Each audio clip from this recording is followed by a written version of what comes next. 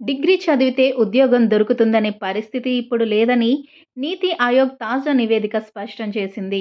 ముఖ్యంగా BA, BSc, BCom వంటి సాధారణ డిగ్రీలకు ఉద్యోగులతో సరైన అనుసంధానం లేదని పేర్కొంది. మారుతున్న పరిశ్రమ అవసరాలకు తగ్గట్టు ఉన్నత విద్యల్లో మార్పులు రావాలని సూచించింది. దేశంలో 3.4 కోట్ల మంది విద్యార్థులు డిగ్రీ కోర్సులు చదువుతున్నారు. వీరిలో 1.13 కోట్ల మంది బీఏలోనే ఉన్నారు. బీఏ, బీఎస్సీ, బీకాం కోర్సులో కలిపి 2 కోట్ల మందికి పైగా విద్యార్థులు ఉన్నారు. వీటిలో చాలా కోర్సులు ఉద్యోగ మార్కెట్ అవసరాలకు తగ్గట్టు లేవని నీతి ఆయోగ్ తెలిపింది. చాలా మంది విద్యార్థులు ప్రభుత్వ ఉద్యోగాల అర్హత కోసం ఈ డిగ్రీలను ఎంచుకుంటున్నారని నివేదిక పేర్కొంది. 2024 నవంబర్ నుంచి 2025 జూలై మధ్య కేవలం 55,000 ప్రభుత్వ ఉద్యోగాల కోసం ఏకంగా 1.86 కోట్ల దరఖాస్తులు రావడం పరిస్థితిని స్పష్టం చేస్తుంది. ప్రస్తుత కోర్సుల స్థానంలో ఉద్యోగ అవకాశాలు ఎక్కువగా ఉన్న ప్రత్యేక కోర్సులను తీసుకురావాలని